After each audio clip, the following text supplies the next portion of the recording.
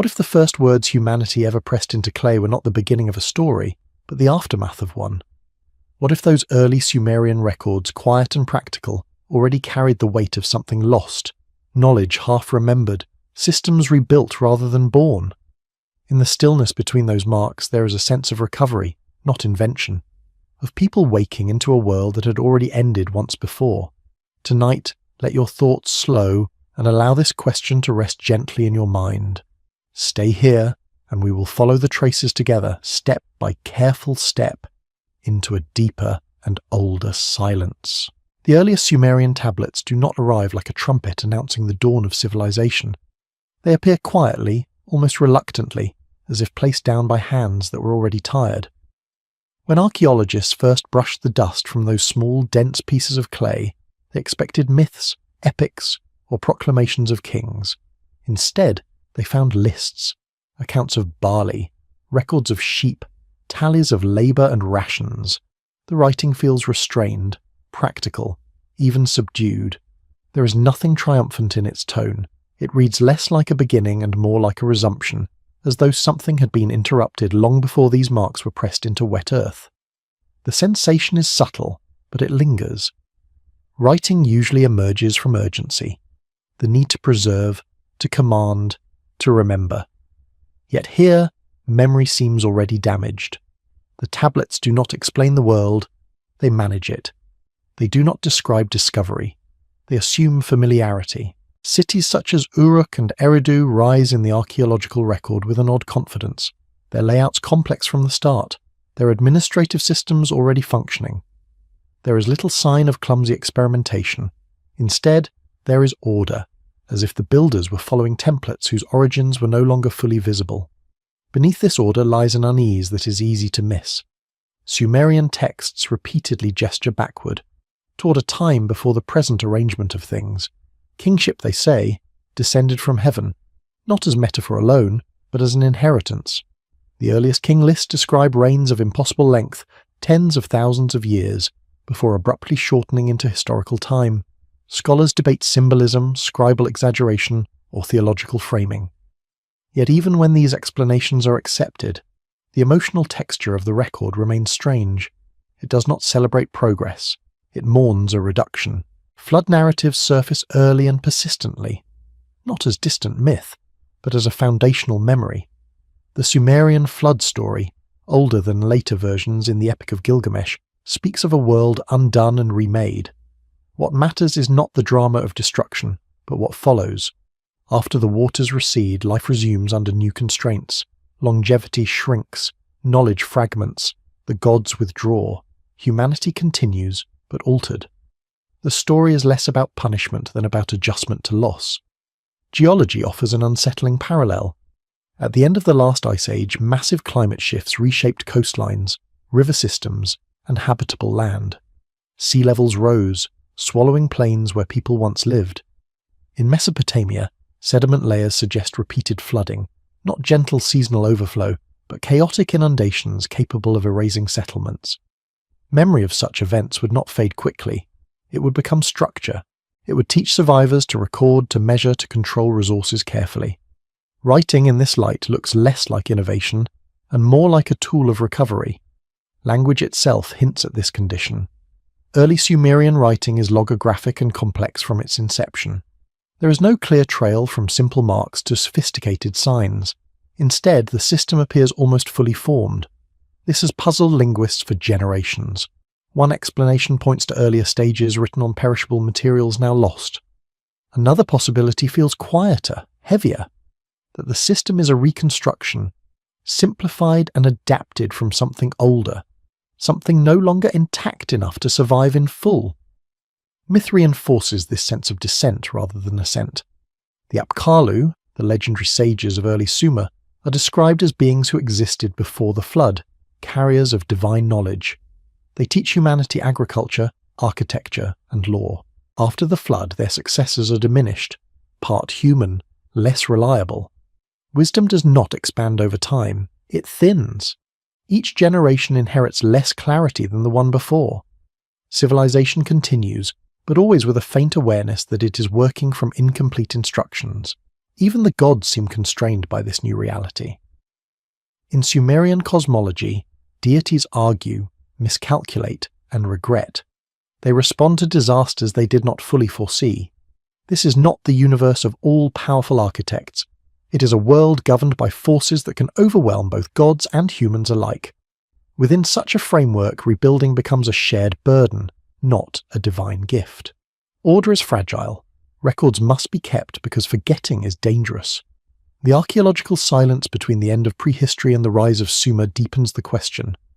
There are gaps where one might expect gradual development, transitional forms, failed attempts. Instead, there is a jump.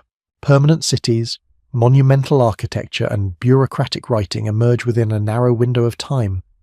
The usual narrative calls this a sudden flowering, yet the emotional undertone of the evidence suggests something closer to consolidation after chaos. It is difficult to sit with this possibility without unease. Recovery implies injury. Reconstruction implies collapse.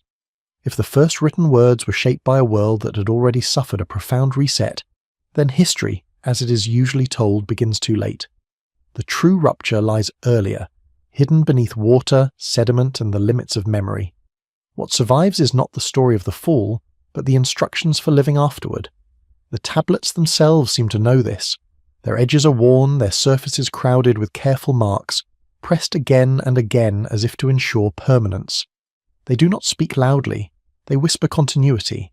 They suggest a culture more concerned with stability than expansion, with preservation rather than conquest. In their quiet persistence, they carry a mood that feels closer to aftermath than origin. This mood does not accuse or explain. It simply remains. Like a city rebuilt on old foundations, it holds traces of what once stood there, even when the new walls rise higher. The Sumerians wrote as people who understood that the ground beneath them had failed before and could fail again. Every measure of grain, every recorded exchange becomes an act of resistance against forgetting. And so, the question lingers without needing to be asked aloud. If civilization did not begin here, but resumed here, what lies beneath the silence that precedes it? What knowledge was once common enough to be missed, yet fragile enough to vanish almost entirely? The tablets do not answer. They continue their careful accounting as if waiting for someone much later to notice the weight they carry simply by existing at all. If the first tablets feel like records written after a wound, the cities themselves deepen that impression. Uruk does not begin as a scattered village slowly finding its shape. It appears already immense, already organized, already enclosed by walls whose scale feels disproportionate to a supposed first attempt at urban life. The earliest layers show standardized bricks, planned districts, temples aligned with deliberate precision. This is not the language of improvisation. It is the architecture of people who already know what chaos looks like and are determined not to invite it again. The walls of Uruk deserve a quiet pause. Tradition credits their construction to Gilgamesh, a king remembered as part historical figure, part mythic shadow. Yet the walls themselves suggest something older than legend. They are defensive, yes, but also symbolic. They define an inside and an outside, a controlled interior against an unpredictable world beyond. For a culture supposedly at the dawn of civilization, the impulse to fortify so early feels revealing. It suggests memory. Not personal memory, but inherited caution, passed down as instinct rather than story. Within these walls, administration dominates the material record. Temples function as economic centers, managing land, labor, and surplus. This system emerges fully articulated, with scribes, seals, and standardized measures. There is little evidence of a trial phase. The machinery of control is already in motion. It feels less like invention and more like restoration, as if the idea of centralized management was familiar long before clay tablets made it visible again. Sumerian myths quietly echo this sensation. Creation stories do not describe a sudden birth of order from nothing. They describe separation, rearrangement, and limitation. Heaven and earth are pulled apart. Waters are divided. Boundaries are imposed. The emphasis is on containment. Chaos is not eliminated. It is restrained. This worldview aligns with a society shaped by environmental volatility, where rivers could nourish or destroy without warning. The Tigris and Euphrates are not gentle teachers. Their floods are irregular, less predictable than the Nile's. Surviving between them required planning, coordination, and shared discipline. Irrigation canals had to be built and maintained collectively. A single failure could ruin an entire harvest. In such conditions, memory of disaster would become embedded in governance. Writing becomes a tool not of expression, but of survival. Even time itself feels compressed in the Sumerian record. The king lists move from impossibly long reigns to historically plausible ones with unsettling abruptness. The transition is not explained. It is simply accepted. Something changes, and life continues under new rules. This pattern mirrors the flood narrative but also reflects a broader acceptance of discontinuity. History is not smooth. It breaks, and then it resumes, quieter and more constrained than before. Artifacts from daily life reinforce this tone. Cylinder seals depict processions, rituals, and orderly exchanges. Violence is present but not glorified. What dominates is repetition. The same gestures, the same symbols, the same hierarchies. Stability appears as an achievement, not an assumption. It is something that must be performed again and again to remain real. There is also a striking absence. Early Sumerian art and writing offer little in the way of personal voice. Individuals dissolve into roles: priest, scribe, worker, king. Names matter only insofar as they fit into a system. This erasure of the personal can feel oppressive to modern eyes, but it may also signal a collective response to earlier loss. When survival depends on coordination, individuality becomes secondary. The system must outlast the person. Comparative archaeology complicates the picture further. Sites like Göbekli Tepe, older by millennia, show monumental construction without cities, agriculture, or writing. Stone circles aligned with celestial events, built by hunter-gatherers, challenge the linear story of progress. They suggest that complex symbolic thought and large-scale cooperation existed long before Sumer, and then vanished from view. When Sumer rises, it does not inherit this world directly. It seems to rebuild complexity along different lines, with different priorities. This raises an uncomfortable possibility. Perhaps the sophistication seen in early Sumer is not humanity's first ascent, but a careful reconstruction using whatever fragments remained accessible. Monumentality gives way to administration, stone gives way to clay, oral memory gives way to record-keeping. Each shift feels adaptive, shaped by scarcity rather than abundance. The gods once again reflect this adjustment. Enlil, Enki, Inanna. These are not distant creators. They are managers of domains, negotiators of balance. They argue over resources, enforce boundaries, and occasionally make catastrophic mistakes. Divine authority mirrors human bureaucracy. Power is distributed, contested, and limited. The cosmos itself feels like an institution struggling to maintain order after an earlier fracture. In this light, the famous Sumerian emphasis on fate acquires new weight. Fate is not destiny in a heroic sense. It is constraint. It is the acceptance that some forces cannot be negotiated with, only prepared for. The gods assign fates, but even they are bound by them. This worldview aligns with a civilization shaped less by optimism than by endurance. What emerges from the clay and stone is not the exuberance of a beginning, but the discipline of continuation. Everything feels provisional, maintained rather than celebrated. The city stands because it must. The record exists because forgetting would be dangerous. Memory is externalized, pressed into clay, because the mind alone cannot be trusted to hold what matters after catastrophe. And yet, beneath this restraint, there is persistence. Life resumes, songs are sung, rituals are performed, markets open each day beneath the shadow of temples. Civilization continues not as a triumph, but as a practice, something fragile, sustained by repetition and care. The silence before Sumer remains unbroken. No tablets speak from it, no walls survive, only the mood carries forward, embedded in systems designed to prevent collapse rather than chase greatness. The question is not resolved.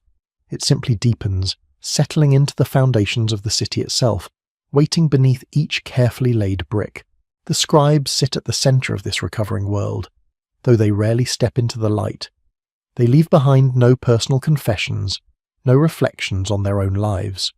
What remains are their hands, impressed into clay through wedges and lines, repeating forms that had to be learned with precision. Becoming a scribe in Sumer was not a casual pursuit. Training was long, disciplined, and unforgiving. Lists of signs were copied again and again until the body remembered what the mind might forget. This devotion to accuracy feels less like intellectual ambition and more like anxiety made methodical. Writing in this context becomes a kind of prosthetic memory. The human mind alone is insufficient. It forgets, distorts, softens what was once sharp. Clay does not. Once dried, it holds its shape stubbornly, surviving fire, flood, and burial. The choice of material matters.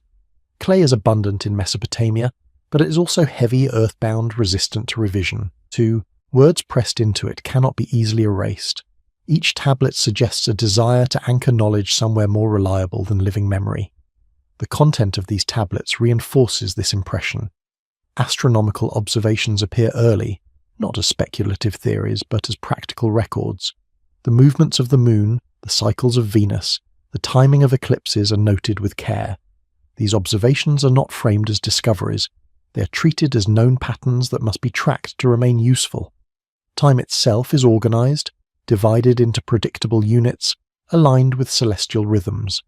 Calendars emerge not as philosophical constructs, but as survival tools, coordinating agriculture, ritual, and labor. This attention to the sky feels ancient, even by Sumerian standards. The heavens are not romanticized. They are monitored. Stars are catalogued because their behavior matters. Omens are drawn not from imagination, but from repetition. If a certain alignment once preceded disaster, it is recorded. Not explained, not resolved, simply remembered. The cosmos becomes another system to be managed, another unpredictable force that demands vigilance. Mathematics follows a similar path. The sexagesimal system, based on 60, appears fully operational, enabling complex calculations, geometry, and accounting. Its efficiency is striking. Divisions of time and space that still shape modern life trace back to this structure. Yet there is no record of its invention. It arrives as a working system, already integrated into daily administration. Like writing itself, it feels inherited rather than born. Even medicine reflects this duality of knowledge and loss. Sumerian healing practices blend empirical observation with incantation. Symptoms are described carefully, treatments applied consistently. At the same time, illness is framed as imbalance or intrusion, something that must be negotiated with unseen forces. This is not ignorance, it is caution. When causes are uncertain, multiple strategies coexist. Practical remedies and ritual words are both preserved, because discarding either might prove fatal. Across these domains, a pattern emerges. Knowledge is fragmented, layered, and guarded. It is not presented as complete or final. It is handled gently, as something that has survived damage. Schools for scribes function less like centers of innovation and more like vaults. What matters is not originality, but fidelity. The past must be reproduced accurately, even if its meaning has thinned. Myth quietly encodes this anxiety. Stories of divine tablets, of destinies written and guarded, recur throughout Sumerian tradition. The Tablet of Destinies, carried by gods and contested through theft and battle, symbolizes authority over order itself. Whoever holds it controls reality's structure. The image is telling. Ultimate power is not brute force, but possession of the record. To lose the tablet is to invite chaos. Flood memory returns here, transformed. Water erases marks. It dissolves boundaries. In a land repeatedly shaped by floods, the act of recording becomes defiant. Each tablet resists the river's indifference. It insists that something be carried forward intact, even if everything else is swept away. This defiance is quiet, almost tender, but it is relentless. The absence of narrative explanations in these records becomes more meaningful in this light. The scribes do not speculate about origins. They do not theorize openly about why the world is arranged as it is. They document what is, not why it came to be. Origins may have felt too distant, too uncertain, too painful to reconstruct. What could be managed was the present and the immediate future. The deeper past receded into myth, where it could be held without being interrogated too closely. Comparative linguistics adds another layer. Sumerian stands alone, a language isolate with no confirmed relatives. It appears suddenly fully distinct, then eventually disappears, replaced by Akkadian and others. For centuries it survives only as a learned liturgical language, preserved by scribes who no longer speak it natively. This persistence feels ceremonial, almost reverent. The language becomes a vessel carrying something valued beyond everyday communication. Letting it vanish entirely may have felt like allowing another loss. In this way, Sumerian civilization resembles a careful archivist of a damaged inheritance. Nothing is thrown away lightly. Even outdated forms are kept, copied, respected. Progress, if it exists, is cautious. Change happens slowly, layered over what came before. The past is not a stepping stone, it is a weight that must be carried. This weight shapes the emotional tone of the civilization. There is little triumphalism. Even kings frame their achievements as restoration rather than conquest. Temples are rebuilt, canals repaired, order reaffirmed. The language of renewal dominates, suggesting that collapse is always near enough to remember. The silence beneath all of this remains intact. Whatever fractured the world before these records began is never named directly. It does not need to be. Its presence is felt in the discipline of the scribes, in the redundancy of records, in the reverence for systems older than memory. Civilization here is not a leap forward. It is a holding pattern, sustained by attention, patience, and a deep reluctance to forget again. As the tablets accumulate layer upon layer, they form a kind of sedimentary archive. Each one is small, unassuming, practical. Together they create a quiet monument to endurance. They do not explain what was lost. They simply ensure that what remains will not slip away unnoticed.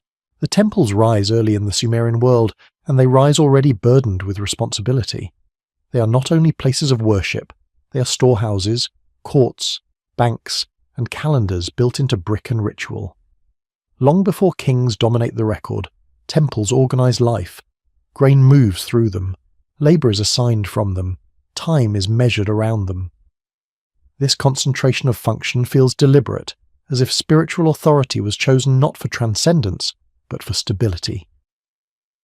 The ziggurat, stepped and massive, does not reach upward so much as it anchors downward. Its bulk presses into the earth, layer upon layer, like a weight meant to hold the world steady. From a distance, it resembles a man-made mountain rising from the floodplain. Mountains in Mesopotamian myth are rare and distant, places of origin and separation. To recreate one artificially in mud brick suggests a longing for something no longer present in the landscape itself.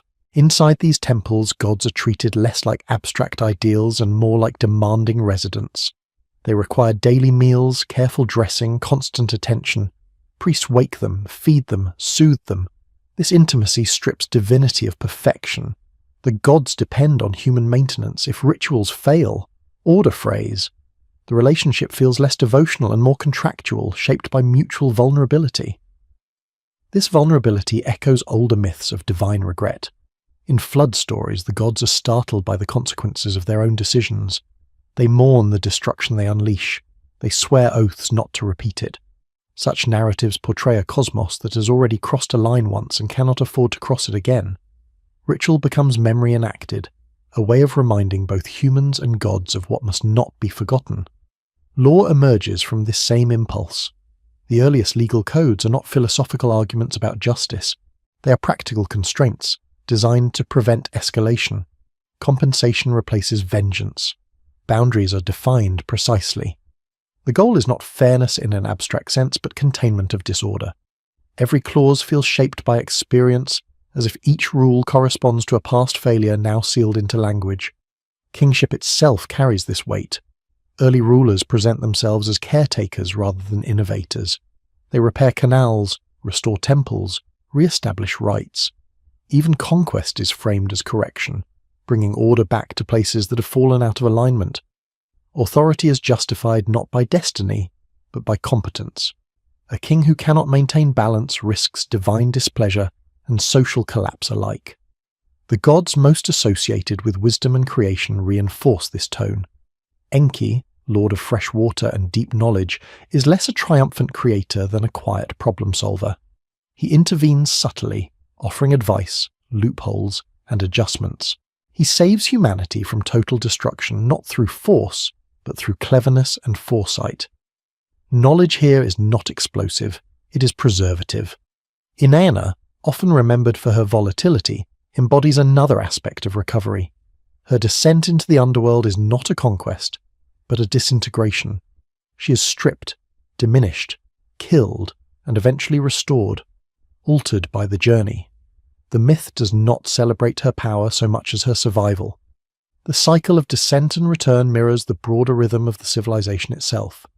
These myths are not distant entertainment. They are woven into ritual calendars and civic identity. Each reenactment refreshes memory, not of glory but of fragility. The audience is reminded that order exists only because it is continuously renewed. Forgetting the lesson risks repetition of catastrophe. Archaeological layers quietly confirm this anxiety. Cities are built, destroyed, and rebuilt atop themselves. Each stratum compresses a story of abandonment and return. Fires, floods, and invasions leave scars, but life resumes in the same locations. The choice to rebuild rather than relocate suggests attachment to place, but also resignation. The land is dangerous, yet familiar. Leaving it entirely may feel more risky than enduring its cycles. Burial practices reflect a similar acceptance. The dead are not exalted as eternal heroes. They are provided for modestly, supplied for a shadowy afterlife that is bleak and constrained. There is little promise of transcendence. The focus remains on the living and the maintenance of the present order.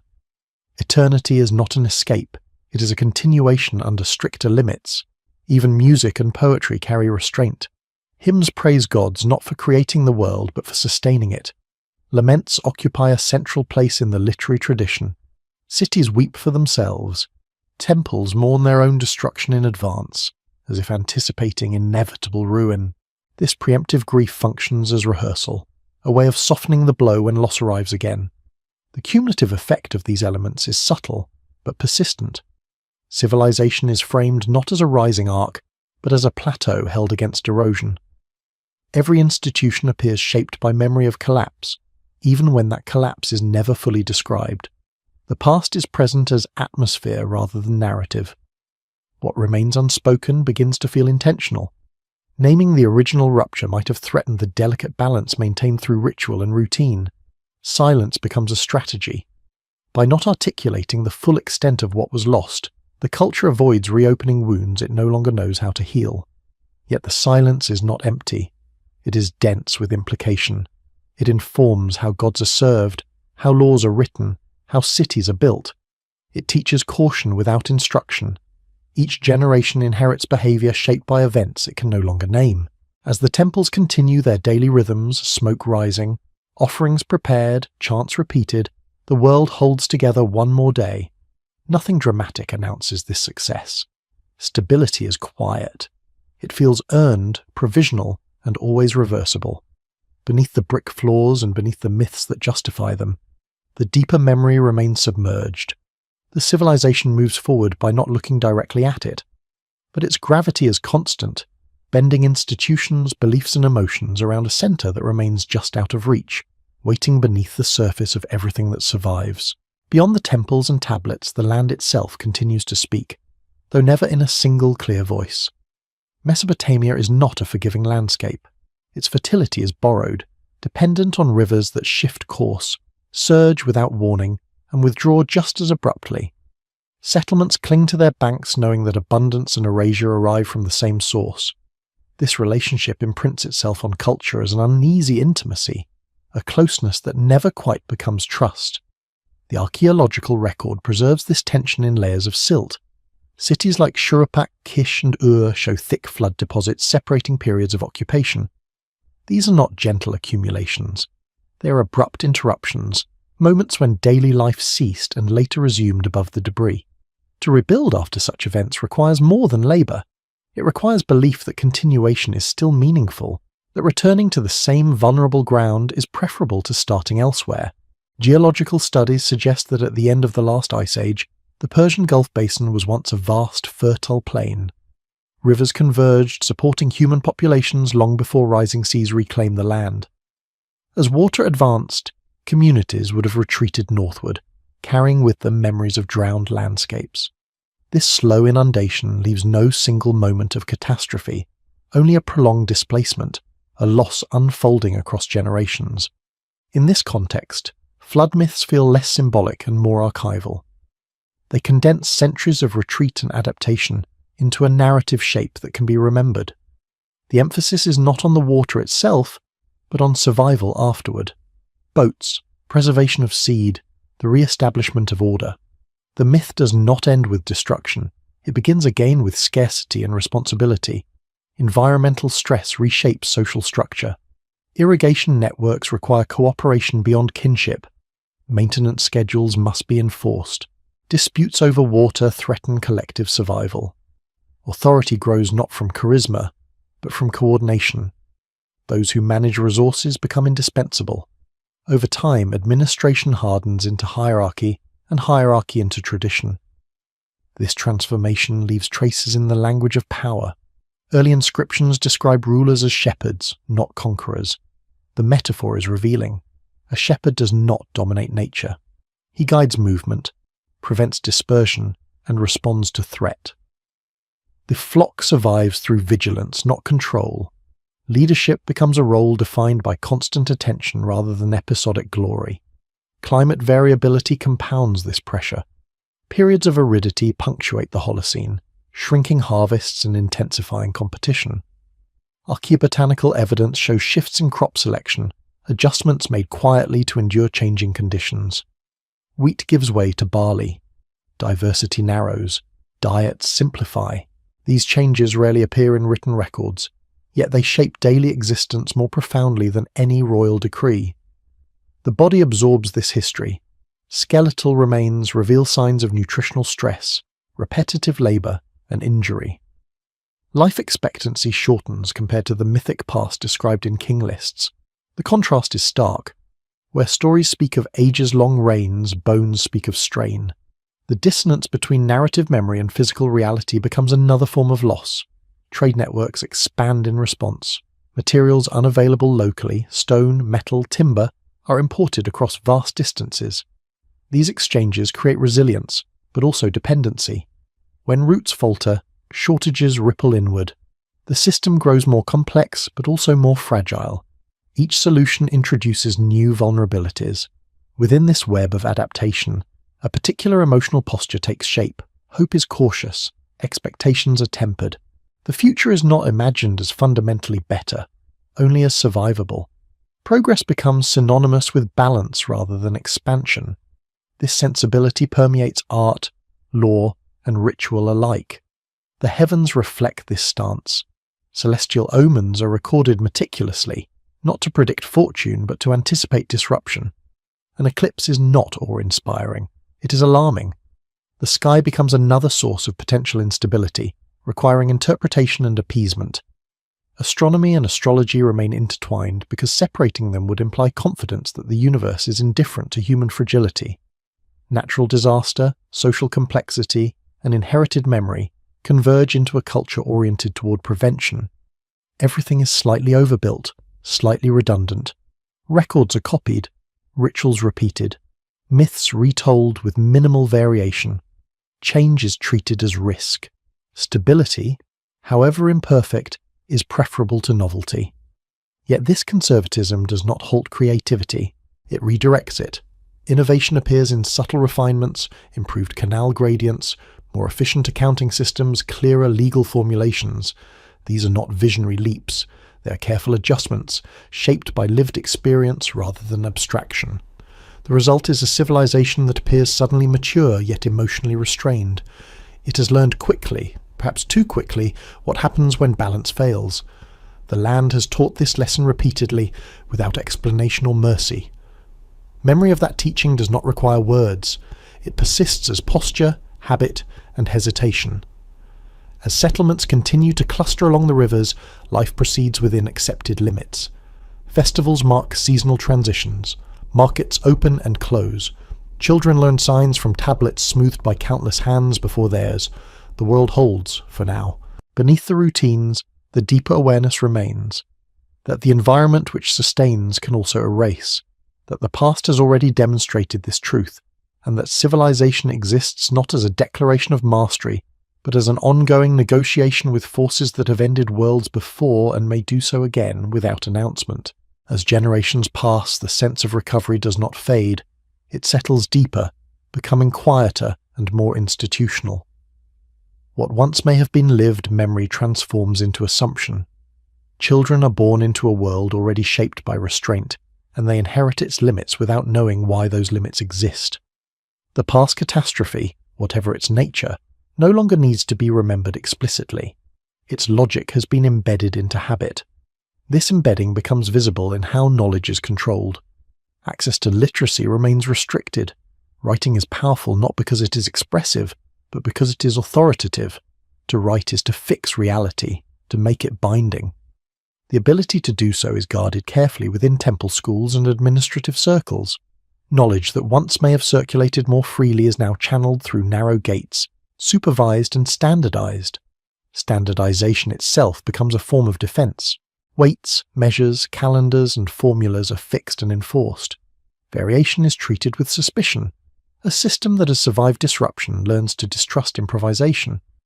Uniformity promises predictability, and predictability feels like safety. The world may be unstable, but the system within it strives not to be. This logic extends into social roles. Occupations solidify into inherited paths. A scribe's son becomes a scribe. A labourer's child expects labour. Mobility exists, but it is limited. Such rigidity is often described as inequality, and it is, but it also reflects an attempt to preserve functional order. When systems are fragile, continuity matters more than aspiration. Religion adapts accordingly.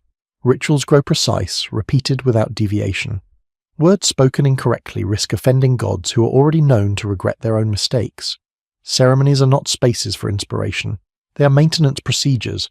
Each offering, chant, and procession reassures the cosmos that humans remember their obligations. The afterlife imagined within this framework is subdued. Unlike later traditions that promise reward or transcendence, the Sumerian underworld offers continuation without comfort. Existence persists, stripped of vitality. This vision does not encourage martyrdom or sacrifice for future gain. It reinforces attachment to the present world, flawed as it is. Survival here and now becomes the primary value. The Epic of Gilgamesh, emerging later, crystallizes this worldview. Gilgamesh begins as a tyrant, excessive in strength and ambition. His journey strips him of illusions about permanence. Immortality is denied. Even the plant of renewal is lost. What remains is acceptance. He returns to Uruk not enlightened in a mystical sense, but grounded. He takes pride in the city walls, in human achievement bounded by mortality. The epic does not end with conquest, but with continuity. This emphasis on limits is not defeatist. It is practical. To accept limits is to work within them effectively. The Sumerian genius lies not in imagining boundless futures, but in constructing durable presents. Their achievements endure precisely because they are modest in scope and careful in execution. Over time, however, the system begins to strain under its own weight. As cities grow, administration expands, records multiply, complexity increases. The very mechanisms designed to preserve order introduce new points of failure. Bureaucracy becomes both stabilizer and burden. Flexibility diminishes further. External pressures intensify this strain. Neighbouring cultures adopt and adapt Sumerian systems, sometimes more aggressively. Trade turns into competition. Military conflict becomes harder to avoid. The recovering world must now interact with others who may not share its caution. Defence grows more assertive. Fortifications strengthen. Kingship acquires sharper edges. Even then, the language of authority remains rooted in restoration. Victories are framed as re-establishing rightful order, not as transformation.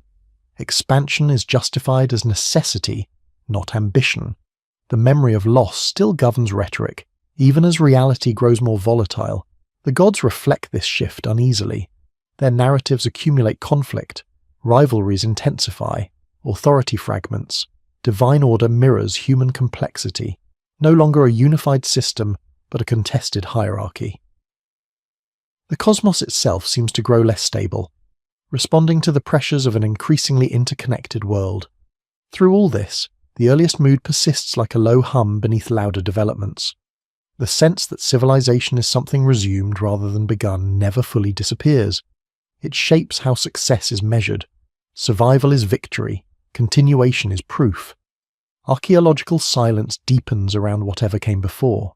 Each new layer of building compresses the past further, physically and conceptually. Foundations bury foundations. Memory becomes archaeology long before archaeology exists. What once may have been spoken openly is now inaccessible, trapped beneath both earth and interpretation. Yet the absence does not weaken the structure, it strengthens it. A missing origin allows the system to function without comparison. The present becomes the only reference point that matters. The unknown past becomes a pressure rather than a story, guiding behavior without explanation. As centuries unfold, Sumerian culture is absorbed, transformed, and eventually replaced. Its language fades from speech, surviving only in ritual and scholarship.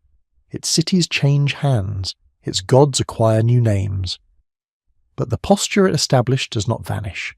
It passes forward, subtly, into successor civilizations that inherit its assumptions about order, memory, and fragility.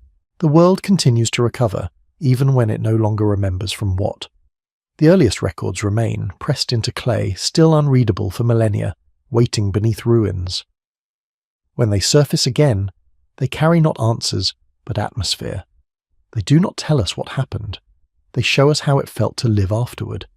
In that feeling, civilization reveals itself not as a single ascent, but as a series of careful resumptions, each one quieter than the last, each one shaped by losses it no longer names yet never fully escapes. As the Sumerian world settles into its long equilibrium, another pattern becomes visible, one that does not announce itself through catastrophe, but through quiet narrowing. Diversity of thought, language, and practice begins to compress. What once may have existed as multiple ways of understanding the world gradually aligns into a smaller set of acceptable forms. This narrowing does not appear violent. It feels administrative, procedural, and almost invisible. Writing plays a central role in this shift. What is recorded becomes real. What is not recorded fades. Oral traditions, flexible and adaptive, yield to written norms that resist change. Over generations, the tablet replaces the voice as the primary container of truth.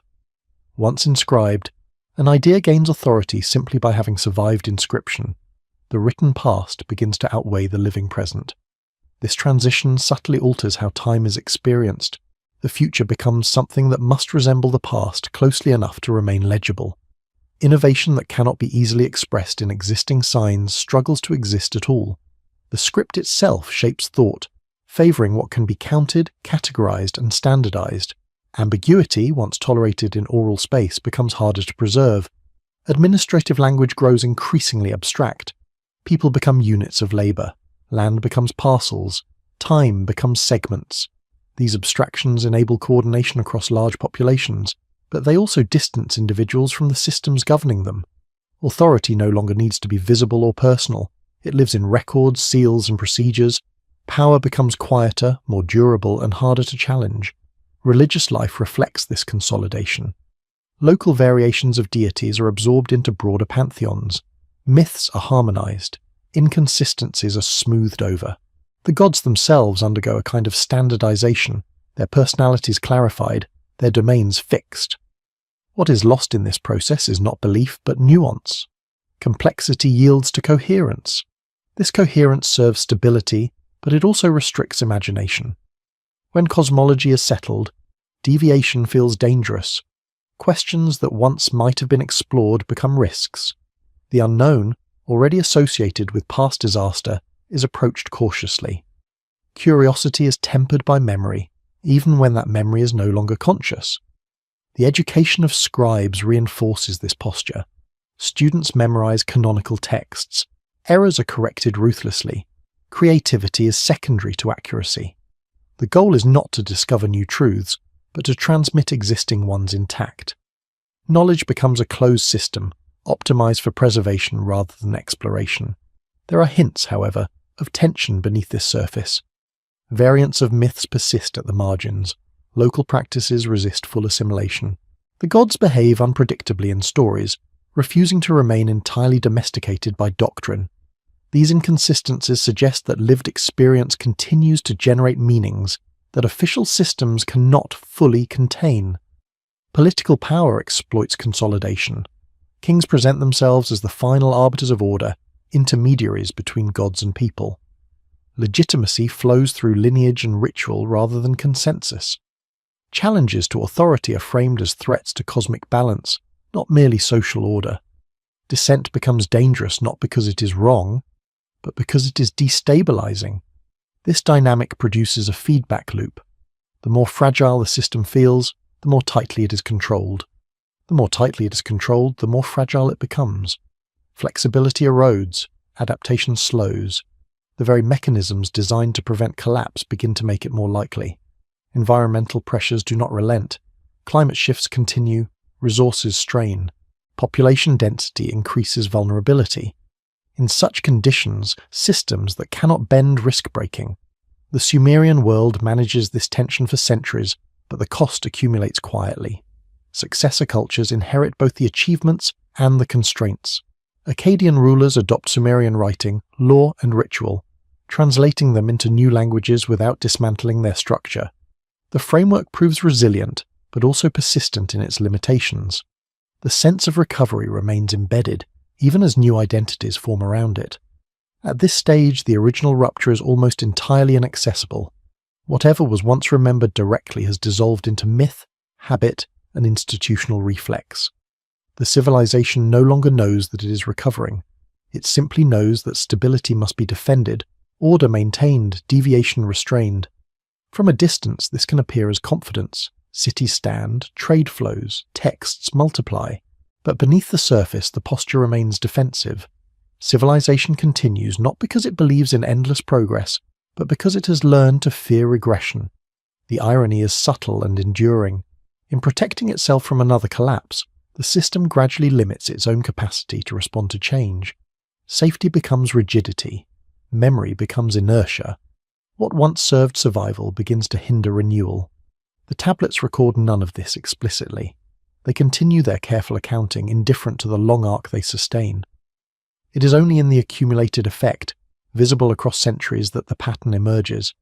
A world rebuilt after loss, now guarding itself so closely that it risks forgetting how to grow. This moment does not announce an ending. It is a pause, extended and fragile. Civilization balances between endurance and stagnation, held in place by structures born of ancient fear. The question is not yet asked, but it is forming quietly, shaped by the same forces that once erased a world and compelled another to begin again, more cautiously, on the same uncertain ground. As the written world expands, memory begins to harden into canon.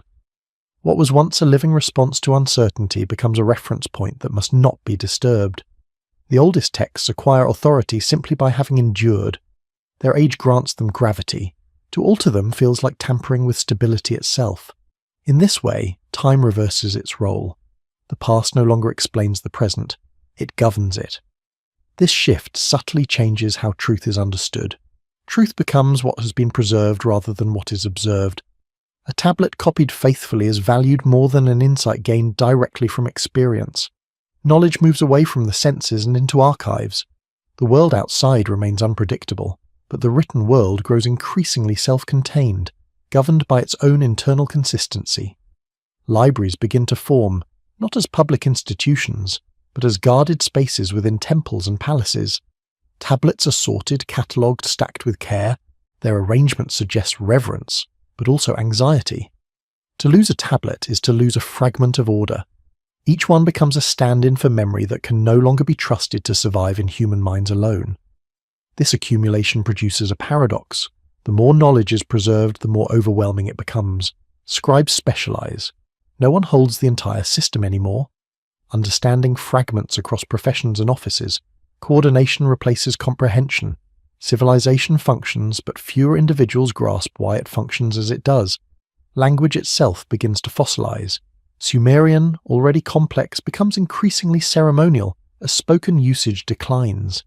It survives as a scholarly and ritual tongue, copied meticulously by people who no longer think in it naturally. Meaning shifts subtly with each generation, even as forms remain fixed. Words become vessels carrying echoes rather than lived experience. This phenomenon creates a quiet estrangement. The present speaks through the grammar of the past, even when that grammar no longer fits current realities perfectly. Adjustments are made cautiously. often by layering commentary upon commentary rather than rewriting foundations. Interpretation multiplies, but the core text remains untouched. Religious practice mirrors this trend. Ritual calendars grow dense. Festivals commemorate events whose origins are partially forgotten. Actions are performed because they have always been performed. Their efficacy is assumed, not tested. Faith becomes procedural, a sequence of steps repeated correctly to ensure continuity. This procedural faith is not empty. It carries emotional weight precisely because it is inherited. Each generation participates in something larger than itself, something that promises survival through repetition. Yet the cost is subtle detachment. Meaning resides increasingly in form rather than understanding. Political authority exploits this condition. Kings align themselves with ancient precedent. New laws are framed as restorations of old ones. Even innovation must wear the mask of recovery. Power legitimizes itself by claiming continuity with a distant half-mythic past. Over time, this posture reshapes historical memory. Events that do not fit the authorized narrative fade. Losses are absorbed into cycles of renewal. The idea that something fundamental might have been broken permanently becomes difficult to articulate. Civilization learns to speak only in terms of repair. Archaeological evidence hints at moments when this system strains. Sudden collapses of cities, shifts in settlement patterns, abrupt cultural transitions punctuate the record. Each time, continuity is reasserted afterward, often by invoking tradition more strongly than before. The response to disruption is not reinvention, but deeper entrenchment. This pattern repeats across centuries. Recovery becomes recursive. Each collapse is followed by a narrower, more cautious reconstruction. The world continues, but with fewer degrees of freedom. The range of acceptable futures shrinks. Art reflects this contraction. Motifs repeat with minimal variation. Innovation appears primarily in technique, not theme. Symbols grow standardized. Individual expression recedes. What matters is recognizability, not originality. Art becomes another stabilizing system, reinforcing shared reference points. Yet beneath this surface uniformity, anxiety persists. Omens proliferate. Divination becomes more elaborate. The effort to foresee disruption intensifies, suggesting that fear of collapse never truly fades. The more controlled the system becomes, the more sensitive it is to signs of instability. The sky remains a source of unease. Astronomical records grow increasingly detailed, tracking deviations with obsessive care. Celestial irregularities are interpreted as warnings, reminders that even the most carefully preserved order exists within a larger, indifferent cosmos. This awareness does not lead to rebellion against the system, it deepens dependence on it. When the universe feels unstable, human-made structures become sanctuaries.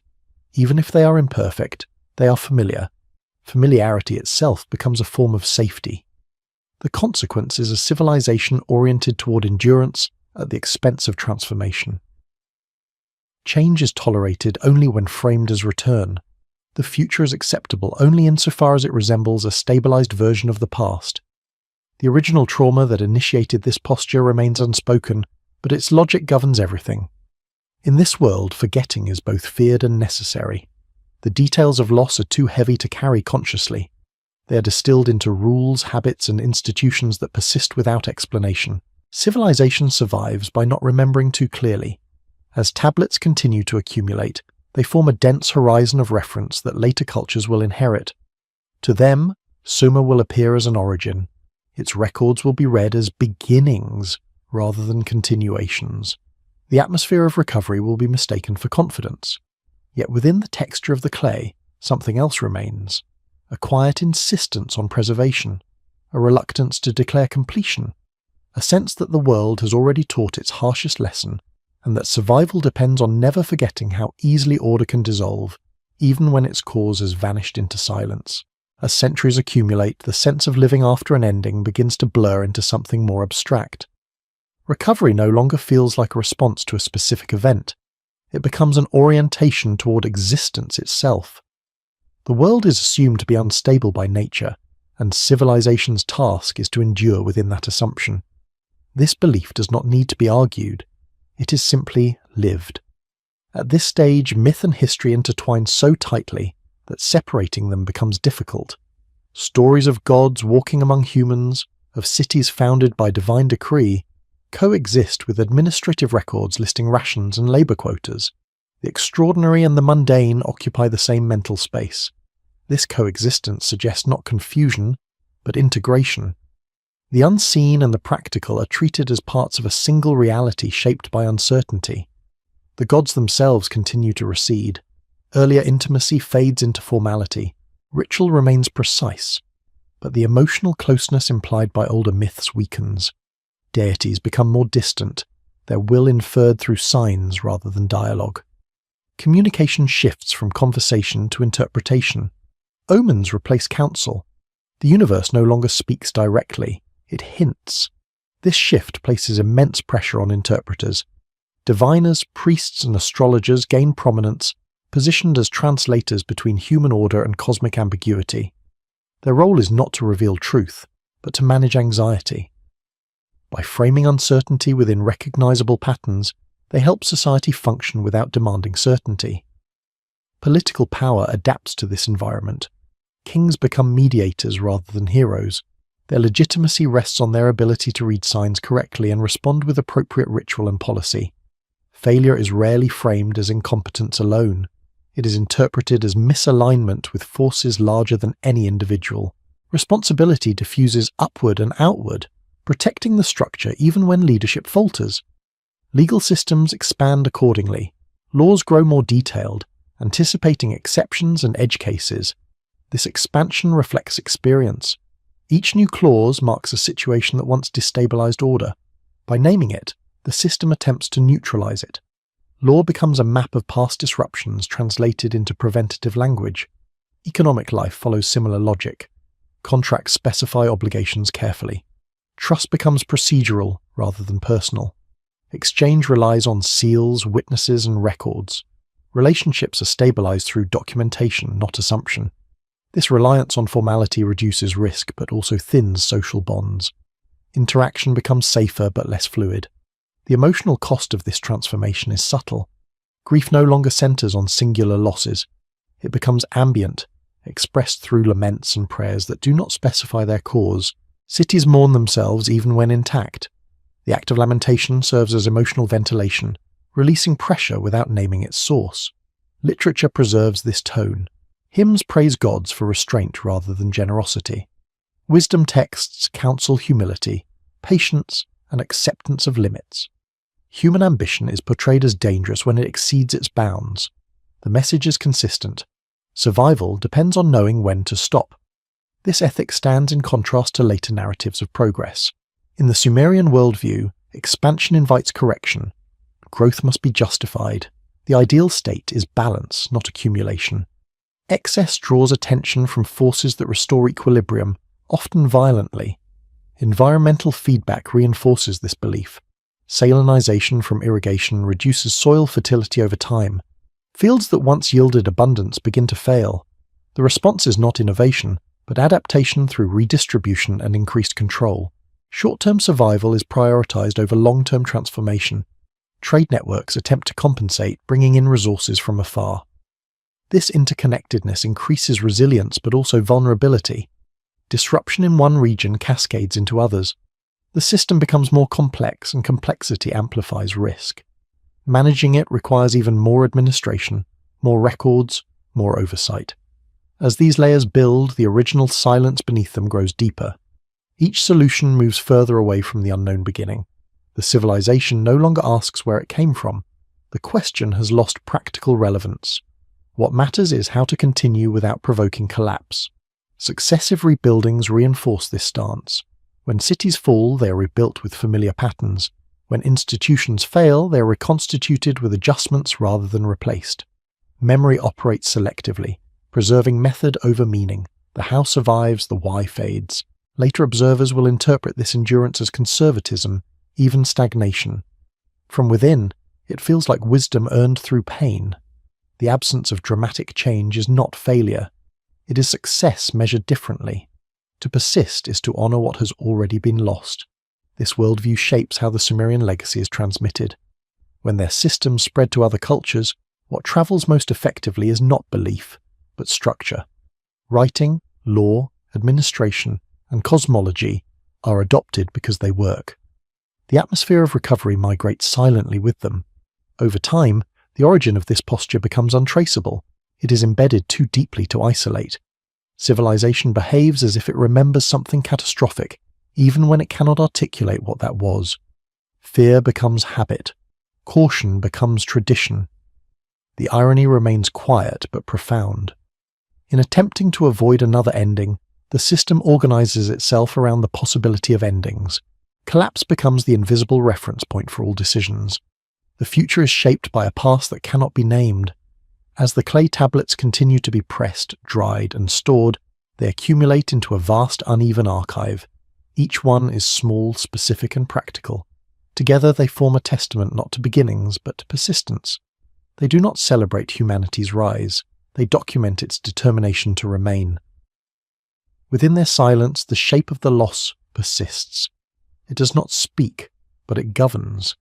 Civilization moves forward carrying this weight, unaware of its origin, yet never free from its influence, continuing not because it believes in permanence, but because stopping would mean facing the question it has learned to live without asking. When later civilizations look back towards Sumer, they will name it the beginning. They will call it the cradle, the dawn, the first step. Yet from within the Sumerian world itself, there is little sense of standing at the edge of something new. What appears instead is the posture of inheritance. Systems are received, maintained, and transmitted as though they were already old when first recorded. This inheritance becomes clearer as Sumer's influence spreads outward. Akkadian, Babylonian, and Assyrian cultures adopt Sumerian writing, mathematics, legal forms, and cosmology.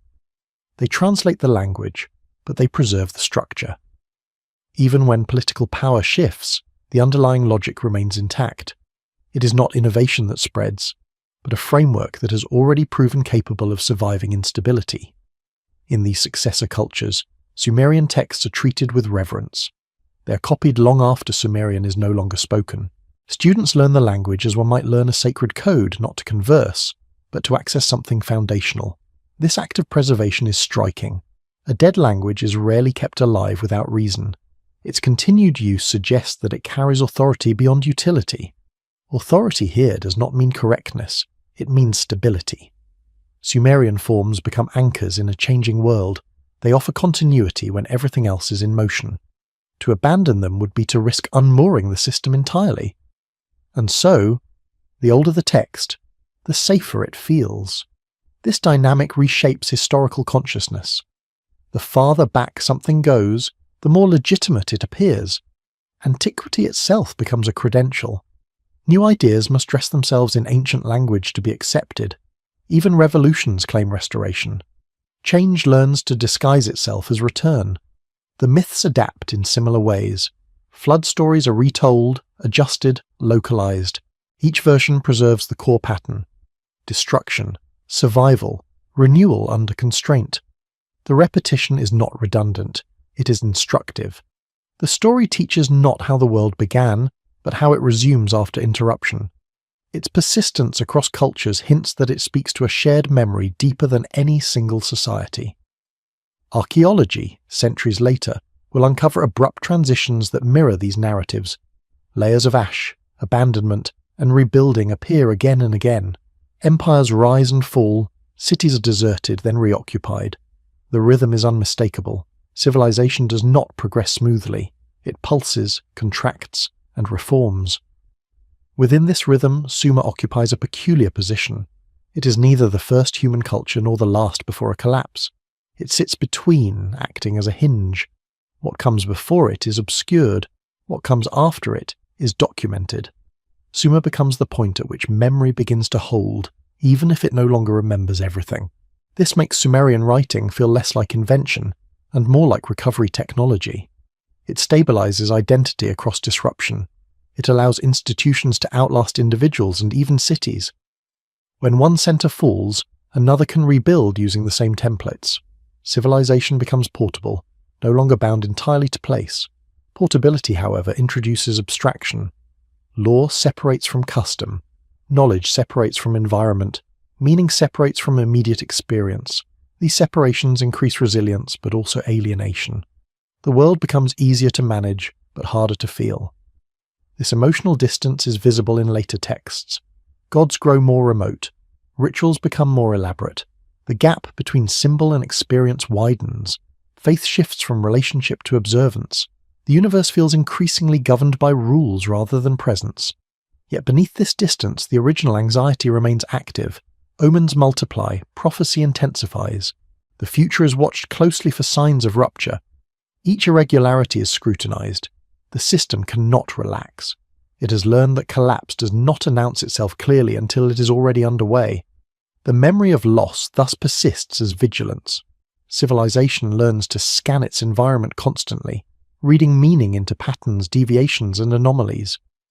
This habit of interpretation becomes so ingrained that it shapes how reality itself is perceived. Nothing is neutral, everything is potentially significant. From this perspective, history itself becomes a warning system. Past events are mined for lessons, not narratives. What mattered is not what happened, but what must be prevented from happening again. Memory becomes utilitarian, selective, and conservative. This approach preserves order, but it also constrains imagination. Futures are evaluated based on risk rather than possibility. The safest future is one that resembles the present closely enough to be predictable. Radical alternatives feel irresponsible, and yet despite all this caution, collapse still arrives. Empires fall, systems fail.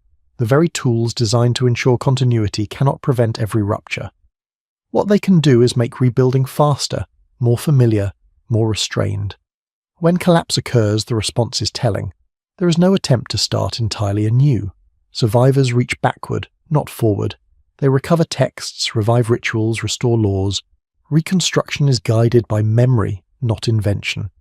Civilization resumes, once again, within known boundaries. In this sense, Sumer's greatest legacy is not any single achievement, but a method of persistence, a way of continuing after disruption without needing to fully understand what caused it, a way of living with uncertainty by building systems that assume instability as a given. This method spreads quietly through time. It informs how later cultures think about history, authority, and progress. It shapes the instinct to preserve, archive, and canonize. It teaches that survival depends less on brilliance than on restraint. The tragedy, if it can be called that, lies in what remains inaccessible. Whatever world existed before this posture took hold is almost entirely lost. Its contours can only be inferred through absence, through the shape of what came after. The silence at the beginning grows heavier with each generation that builds upon it, and yet, that silence is not empty. It exerts pressure. It bends institutions, beliefs, and expectations around itself. Civilization becomes a response to something it no longer remembers, but never stops answering. As the chain of inheritance extends forward, Sumer fades from view as a living culture and becomes a foundation. Its voice quiets, but its assumptions remain. The world continues to recover, again and again, without ever quite knowing from what. As the legacy of Sumer diffuses through later cultures, a subtle transformation takes place. The systems endure, but their original emotional context thins. What began as recovery hardens into tradition. What was once caution becomes assumption. The inherited structures continue to function, yet fewer people remember why they were shaped that way in the first place. This loss of context changes how authority is perceived. In the Sumerian world, order feels negotiated, fragile, constantly maintained. In later empires, the same order appears natural, even inevitable. Laws are obeyed not because collapse is feared vividly, but because obedience itself has become normal. The memory of instability fades into abstraction. Writing accelerates this shift. Archives grow vast. Texts reference earlier texts that reference still earlier ones. Layers of commentary accumulate, each step further removed from lived experience. Knowledge becomes recursive. Understanding relies increasingly on interpretation rather than observation. The world is known through documents before it is known through senses. This mediated reality reshapes trust. Truth is located in continuity rather than correspondence. If something aligns with established record, it is accepted. If it contradicts precedent, it is suspect. The past gains veto power over the present. Innovation must justify itself by resemblance. Religion adapts smoothly to this environment. The gods become more systematized, their stories arranged into coherent hierarchies. Contradictions are explained away or ritualized. Mystery remains, but it is managed. The divine becomes less threatening, more predictable, contained within liturgy and doctrine. At the same time, fear does not disappear. It migrates. Anxiety shifts from natural forces to social ones. Disorder is no longer imagined primarily as flood or famine, but as rebellion, heresy, or deviation. The danger now comes from within the system rather than outside it. This internalization of threat encourages surveillance. Record-keeping expands beyond economics into behavior, loyalty, and belief. Identity becomes legible to authority through names, seals, genealogies, and oaths. The system watches itself carefully, aware that instability can arise quietly. In this climate, memory becomes selective in a new way. Certain events are elevated, repeated, canonized. Others are minimized or forgotten. History is shaped not only by what happened, but by what can safely be remembered. Traumatic ambiguity is smoothed into narrative certainty. The older silence beneath civilization grows more inaccessible. Whatever catastrophe once shaped the posture of recovery is now buried under layers of explanation. Myths harden into stories with moral lessons. Symbols become decorative. The emotional charge that once animated them dissipates. Yet traces remain. They surface in moments of crisis, when established order falters. During droughts, invasions, or internal collapse, the language of restoration resurfaces with urgency. Appeals to ancient ways intensify. The instinct to recover rather than reinvent asserts itself forcefully. This reflex reveals how deeply the Sumerian posture has embedded itself. Even cultures that consider themselves new respond to disruption by looking backward. The future is framed as return. Stability is sought in precedent, not possibility. Archaeological evidence supports this pattern. After periods of decline, rebuilding often follows familiar templates, even when conditions have changed. Cities are reconstructed in the same vulnerable locations. Administrative systems are revived despite previous failures. Memory guides action more strongly than experience. This reliance on memory offers comfort. It reduces uncertainty, but it also perpetuates risk. By repeating known patterns, societies recreate known vulnerabilities. The lesson of past collapse is applied narrowly, preventing certain failures while leaving others untouched. Over long spans of time, this dynamic produces cycles that feel inevitable. Rise, consolidation, strain, collapse, recovery. Each iteration draws on the same inherited logic. Each one narrows options slightly further. The system grows more experienced, but also more constrained. Within these cycles, individuals experience life as bounded. Fate feels heavy. Personal agency is acknowledged but limited. Wisdom literature emphasizes patience, moderation, and acceptance. Happiness is framed as alignment with order rather than transformation of it. This emotional climate is not oppressive in an obvious way. It is calm, measured, restrained. Excess emotion is discouraged. Extremes are suspect. The ideal human is balanced, predictable, reliable. Stability becomes a moral value. The cost of this moralization is subtle loss. Curiosity dims, wonder becomes dangerous. The unknown is approached defensively. Exploration gives way to preservation. The world is treated as something to be maintained rather than discovered. And yet, despite this narrowing, civilization persists. It adapts just enough to survive. It absorbs shocks, though never without damage. The inherited Sumerian framework proves remarkably resilient, capable of carrying societies through repeated disruptions. What it cannot do is recover what was lost at the beginning. The original world that preceded this posture remains unreachable. Its memory, if it ever existed clearly, has dissolved into structure. No text points directly to it. No ritual names it openly. Instead, it survives as an absence that shapes behavior, a negative space around which civilization organizes itself. People live as if something precious once vanished, even when they no longer know what that was. This absence becomes normalized. It no longer feels like loss. It feels like the way things are.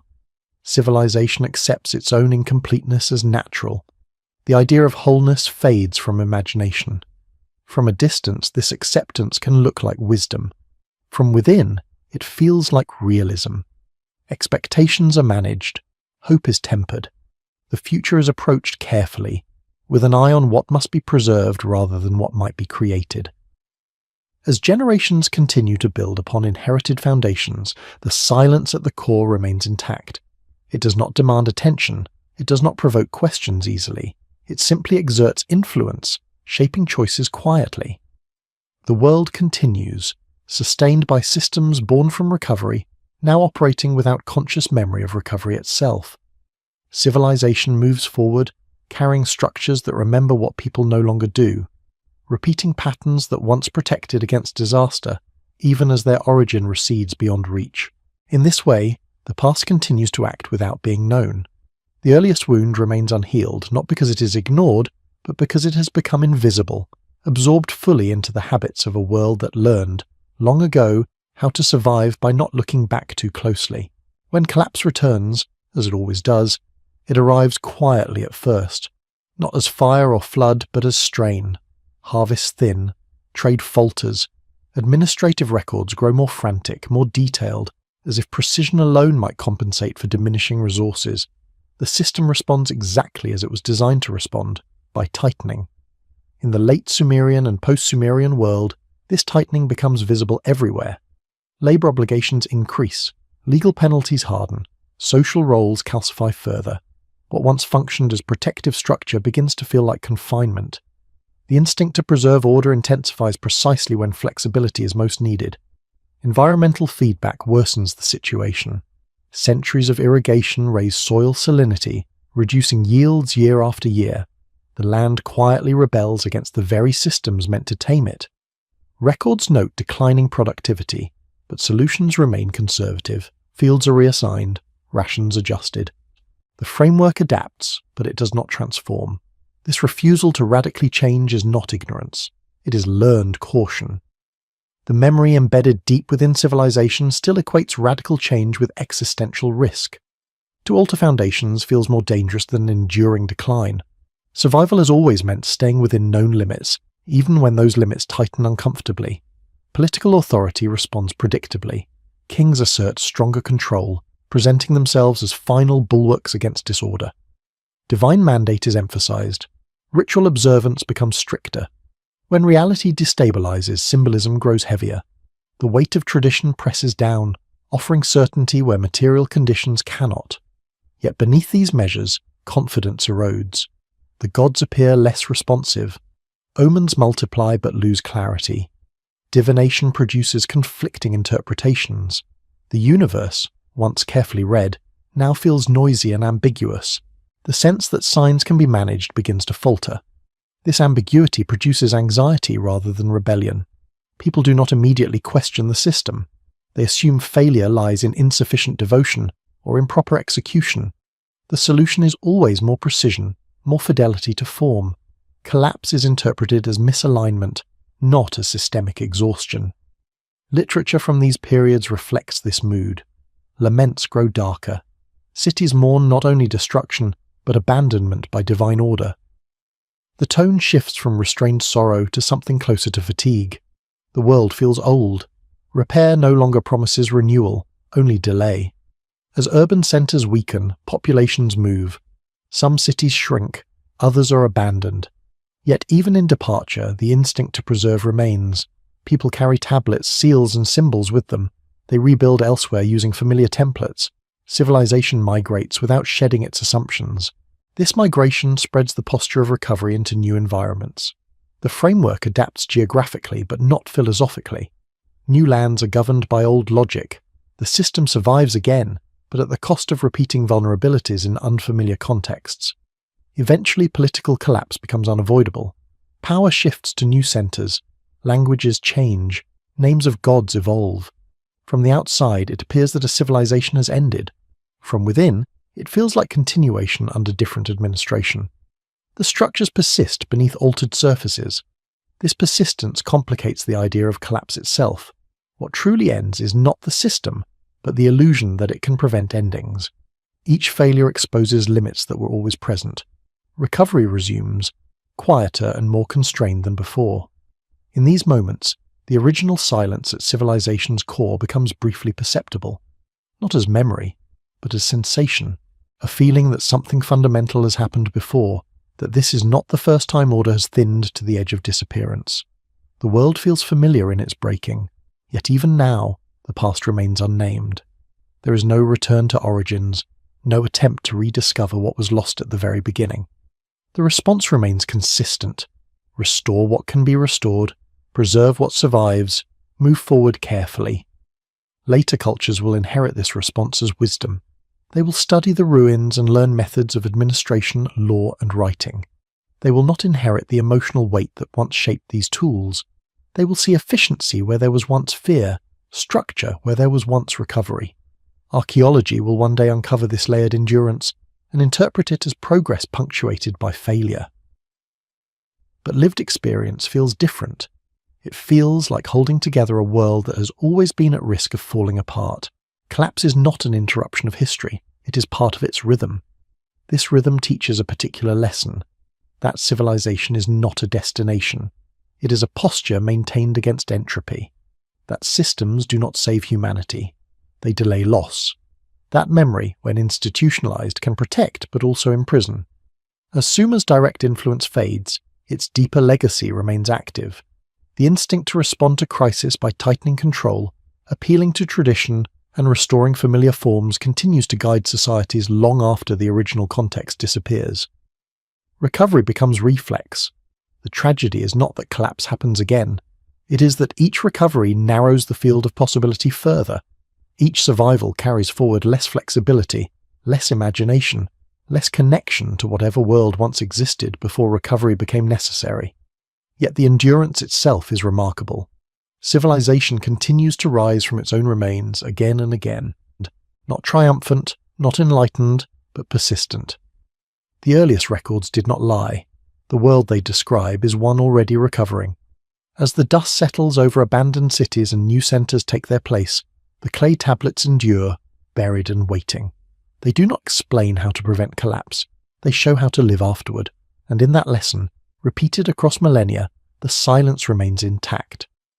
Whatever first taught humanity to recover, rather than begin anew, has never been fully remembered. It has only been obeyed, again and again, as the world continues to rebuild itself without ever quite knowing why it must. When the Sumerian world dissolves into fragments, what remains is not emptiness but continuity wearing new names. Cities fall silent, languages shift, borders redraw themselves, yet the underlying posture persists. The methods of administration, the logic of law, the reverence for record, and the suspicion of excess move forward intact, carried by peoples who no longer identify themselves as Sumerian at all. In Babylon, in Assyria, and later across the wider Near East, the inherited structures feel natural, almost invisible. Writing is assumed. Accounting is expected. Law codes are treated as necessary scaffolding rather than deliberate choices. The framework no longer feels like recovery, it feels like reality itself. This normalization is the final stage of forgetting. What began as an adaptive response to profound loss has become the unquestioned ground upon which society stands. The silence at the beginning is no longer sensed as absence. It is simply the shape of the world. Myths adapt accordingly. They grow more ornate, more distant from lived experience. Flood stories remain, but their emotional force changes. They are retold as moral instruction or divine drama rather than collective memory. The emphasis shifts from survival to obedience, from adaptation to judgment. The story remains, but its function evolves. The gods follow a similar trajectory. Their personalities flatten into roles. Their earlier vulnerability gives way to authority. Divine regret fades. Divine command intensifies. This transformation mirrors the system's growing confidence in itself. When order feels established, the universe is imagined as less uncertain, yet confidence remains fragile. Omens and divination do not disappear, they proliferate. The need to monitor the unknown persists even as explanations harden. Control expands, but reassurance does not fully arrive. The system continues to watch the edges of reality carefully. At the level of daily life, this inherited structure offers stability. Markets function. Laws are enforced. Time is measured. For individuals born into it, The world feels ordered enough to navigate. The memory of collapse is no longer personal. It is cultural background noise, audible only in moments of stress. Those moments arrive regularly. Droughts return, wars erupt, empires overextend and fracture. Each time, the response echoes earlier patterns. Leaders invoke tradition. Archives are consulted. Restoration is promised. The language of renewal remains persuasive because it is familiar. This familiarity becomes its own authority. People trust what has endured, even when it no longer serves them well. Change framed as continuity feels safe. Change framed as departure feels reckless. The range of imaginable futures narrows further. Across centuries, this narrowing shapes not only institutions but consciousness. Time is experienced as cyclical rather than directional. Progress is measured in maintenance rather than transformation. Success means avoiding disaster rather than achieving novelty. This orientation leaves subtle traces in philosophy and ethics. Wisdom emphasizes moderation, acceptance, and humility. Excess is portrayed as dangerous. The ideal life aligns with order rather than challenging it. Harmony replaces aspiration. Such values sustain societies through hardship. They also discourage radical imagination. When survival depends on caution, boldness becomes suspect. The unknown is tolerated only at a distance, carefully mediated through myth and symbol. By the time later civilizations look back towards Sumer as an origin, the original atmosphere has been fully transformed. Scholars admire technical achievements. They study laws, mathematics, astronomy. They rarely sense the emotional landscape that shaped these tools. Recovery reads as confidence. Restraint reads as wisdom. Silence reads as completeness. Archaeology, much later, begins to disrupt this illusion. Excavated layers reveal interruptions, abandonments, abrupt transitions. The smooth narrative fractures. Yet even then, interpretation tends to favor continuity. The desire for stable beginnings persists. The possibility of earlier endings remains uncomfortable. What the earliest records actually convey is quieter and more unsettling. They suggest a world that learned, very early, that order is provisional, that systems exist not to perfect life, but to make it survivable. That memory, once externalized, can outlast experience while losing its context. This loss of context is not failure, it is consequence. A civilization cannot endlessly carry the emotional weight of catastrophe. To function, it must translate trauma into structure, fear into habit. Over time, the habit remains after the fear has faded. The result is a world that behaves as if it remembers something catastrophic, even when it no longer knows what that was. Institutions act cautiously. Beliefs emphasize balance. Authority values precedent. These behaviors are not arbitrary. They are inherited reflexes. As these reflexes spread across regions and centuries, they shape what later ages will call civilization itself. The expectation of law, record, hierarchy, and controlled belief becomes universal. Few remember that these features once emerged from necessity rather than design. The earliest Sumerian tablets, read closely, do not celebrate beginnings. They manage aftermath. They stabilize. They account. Their tone is not hopeful or despairing. It is careful. In that care lies their quiet message. Civilization is not born from confidence. It emerges from restraint. It does not arise because the world feels safe, but because it does not. The systems humanity builds are answers to vulnerability, not expressions of mastery. By the time this truth becomes obscured, the systems are already too embedded to question easily.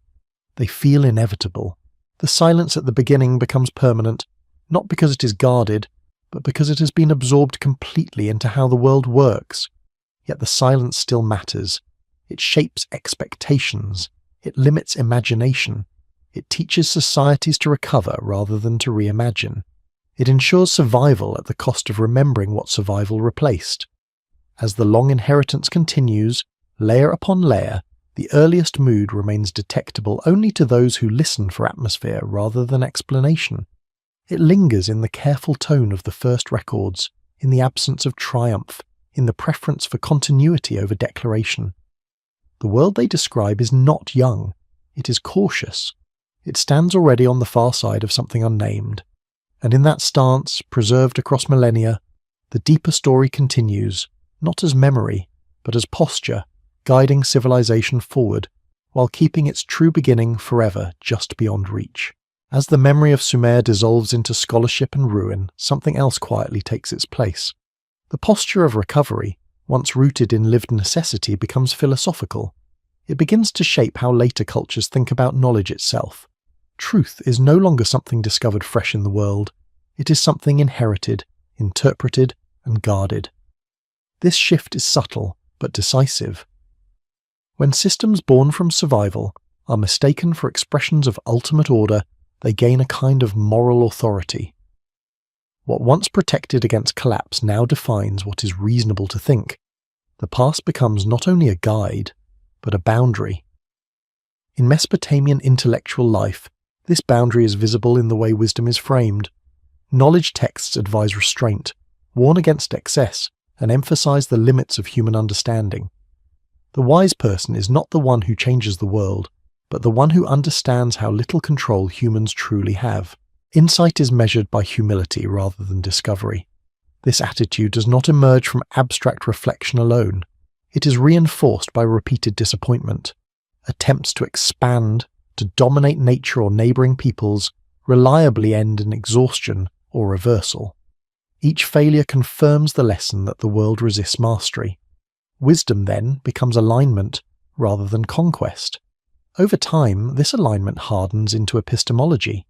The idea that truth must already exist, waiting to be preserved rather than invented, takes hold. Innovation becomes suspect unless it can be shown to restore something older. Novelty without precedent feels dangerous, as if it risks reopening wounds civilization learned long ago to seal. This way of knowing influences how texts are read. Interpretation replaces experimentation. Scholars debate meanings within established frameworks instead of testing assumptions against reality.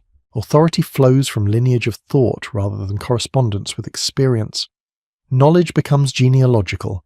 Such a system is remarkably stable. It allows cultures to transmit complex ideas across centuries with minimal distortion. It also carries an inherent risk. When reality changes faster than interpretation can adapt, the gap widens silently. The system continues to function, but its explanations lose contact with lived conditions. Signs of this gap appear in later Mesopotamian periods. Astrological interpretations grow increasingly elaborate as celestial events become harder to reconcile with established meanings. Rather than question the framework, scholars add layers of explanation. Complexity increases, clarity diminishes. This tendency is not limited to astronomy. Legal systems accumulate exceptions. Religious rituals multiply. Administrative procedures expand. Each addition responds to a specific problem, but collectively they create density. The system grows heavier, less responsive, more difficult to navigate. Yet abandoning it feels unthinkable. The system has survived too much to be discarded lightly. Its endurance itself becomes proof of validity. To question it would be to question the very possibility of order. Here, the deepest legacy of the original recovery becomes visible. Civilization learns to equate survival with correctness. What lasts is assumed to be right. What fails is assumed to be wrong.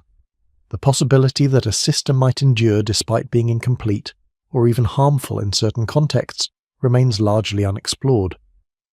This assumption shapes how later ages understand the past. History is read as a sequence of improvements punctuated by setbacks, rather than as a series of adaptations to loss. The earliest caution embedded in Sumerian culture is reinterpreted as wisdom earned through progress, rather than trauma managed through restraint. The emotional tone changes accordingly. Where early Sumerian records feel subdued, later interpretations feel confident. The absence of origins is filled with narratives of ascent. Civilization tells itself that it knows where it came from, even when that knowledge is constructed after the fact.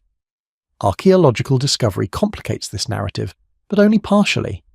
Ruins reveal discontinuities, yet interpretation often smooths them into transitions. The desire for coherent beginnings remains powerful. It offers reassurance that the world is understandable, that history moves toward clarity rather than away from it. What resists this reassurance is atmosphere. The earliest records do not sound like triumph, they sound like management. They do not explain how the world was made, they explain how it is kept from falling apart. This difference matters. As later philosophies emerge, they inherit the structure without the feeling. Concepts of law, order, and cosmic balance travel far beyond Mesopotamia. They shape empires, religions, and eventually global systems of thought. Few remember that these concepts were once emergency measures. This forgetting has consequences. When order is mistaken for natural law, deviation becomes moral failure. When restraint is mistaken for truth, imagination becomes threat. Systems designed to protect against chaos are repurposed to enforce conformity. The world grows safer in some ways and narrower in others. Diversity of thought diminishes.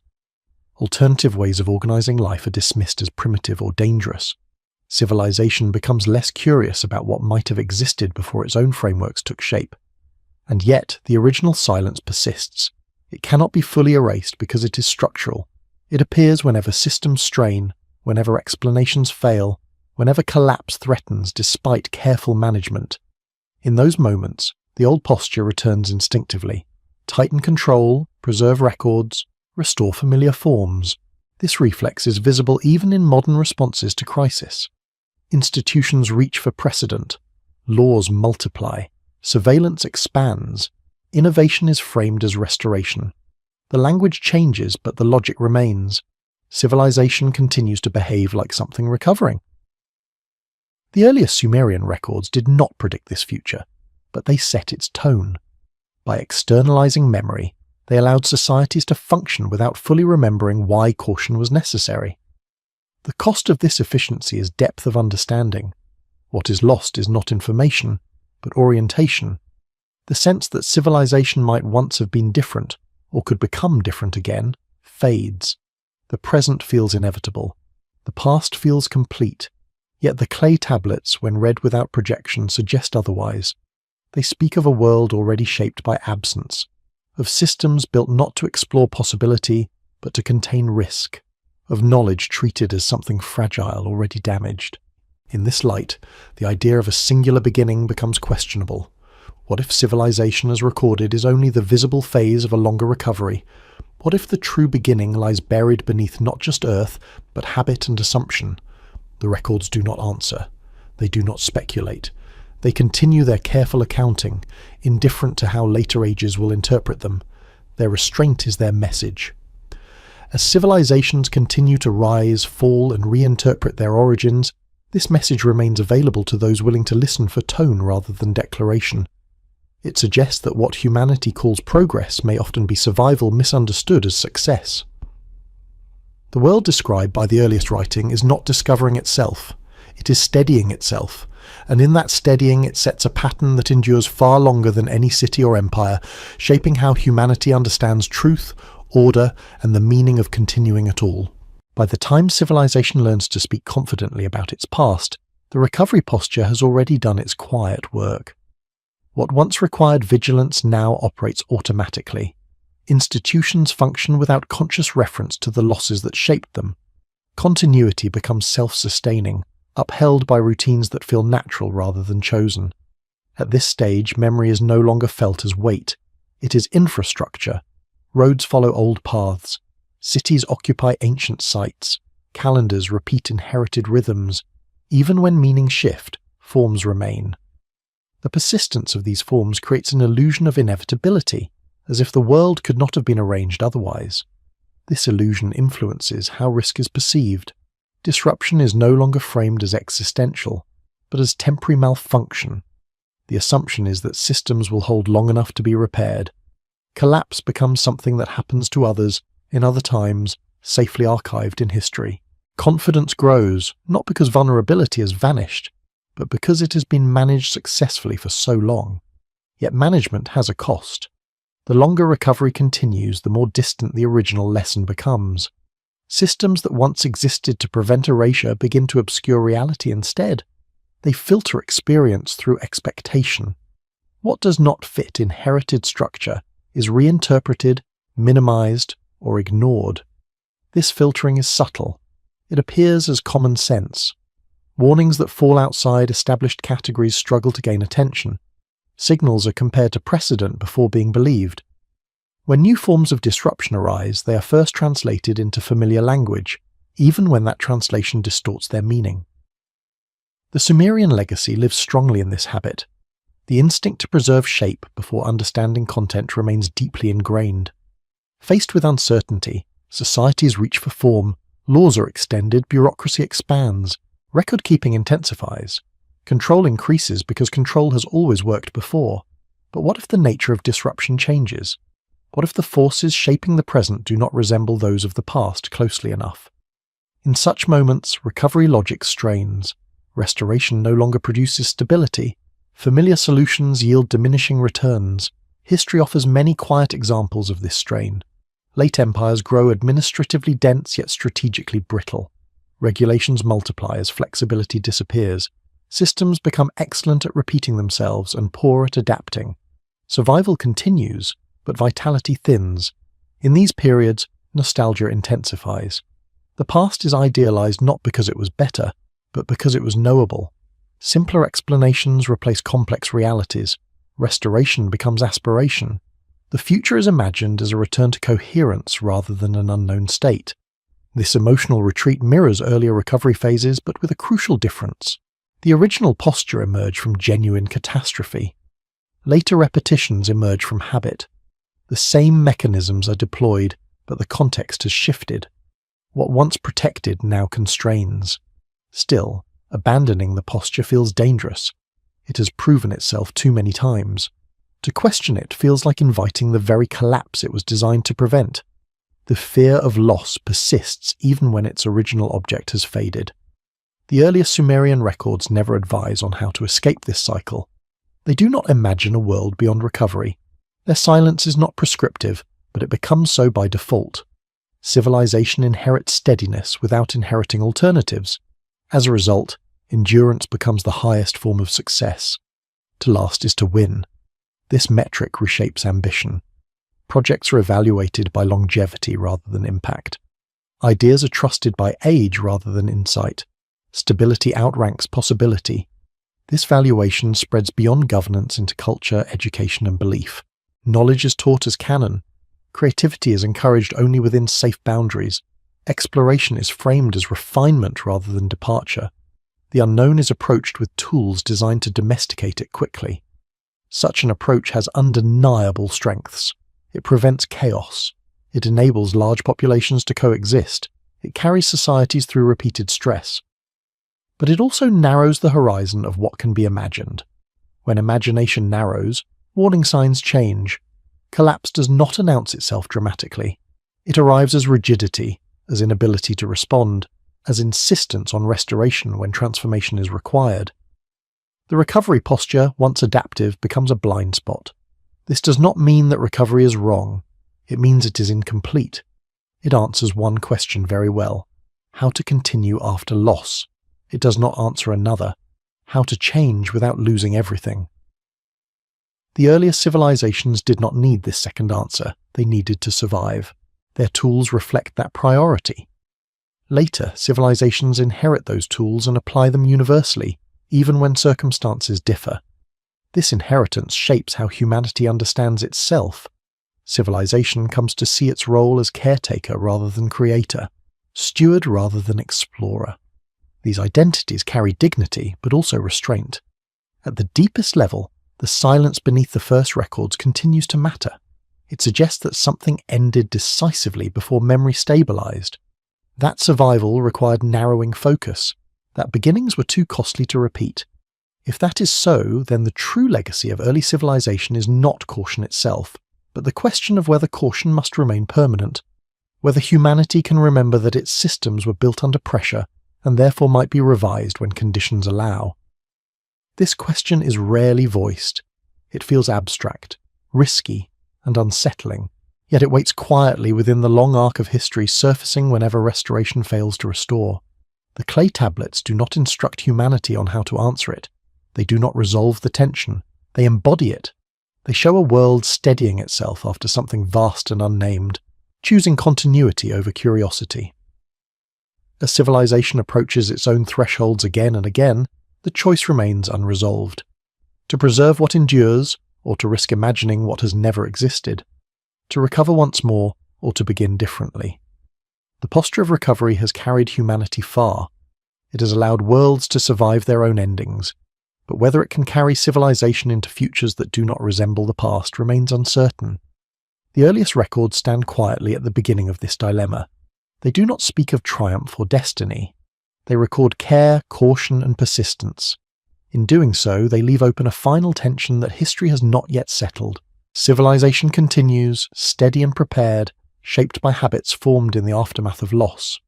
Whether it will one day learn to loosen those habits without forgetting why they formed remains the unspoken question embedded in every system that still carries the imprint of that first recovery. At the far end of this long inheritance, the world grows quiet again. Not because answers have been found, but because the questions themselves have become heavy. Civilization stands surrounded by its own continuities, records layered upon records, systems reinforced by habit, meaning stabilized through repetition. The machinery of survival hums steadily, doing what it has always done, carrying the present forward without asking too much of the past. In this stillness, the earliest Sumerian impulse becomes easier to sense, not as a memory, but as a posture, a way of standing in time, the choice to endure rather than to proclaim, to record rather than to explain, to manage what remains rather than to imagine what might have been lost. This posture does not announce itself. It is felt in restraint, in careful repetition, in the preference for balance over declaration. The clay tablets, when viewed from this distance, feel less like documents and more like gestures, small deliberate acts of holding on. They do not tell a story with a beginning and an end. They create a surface on which life can continue to rest. Their significance lies not in what they say, but in what they allow, continuity without comprehension. Across millennia, this allowance has shaped the human relationship with history. The past becomes something to stabilize rather than to enter. Its edges are smoothed, its silences are accepted. What cannot be recovered is not pursued. Attention turns instead to what can be preserved. This approach has made civilization durable. It has allowed societies to survive floods, droughts, invasions, plagues, and collapses of meaning. It has produced cities that rise again from their own ruins, laws that outlive empires, and ideas that persist long after their creators are forgotten. Survival, by any measure, has been achieved. Yet endurance carries its own atmosphere. It favours caution. It privileges what already exists. It teaches the mind to move within known boundaries. Over time, those boundaries harden into assumptions.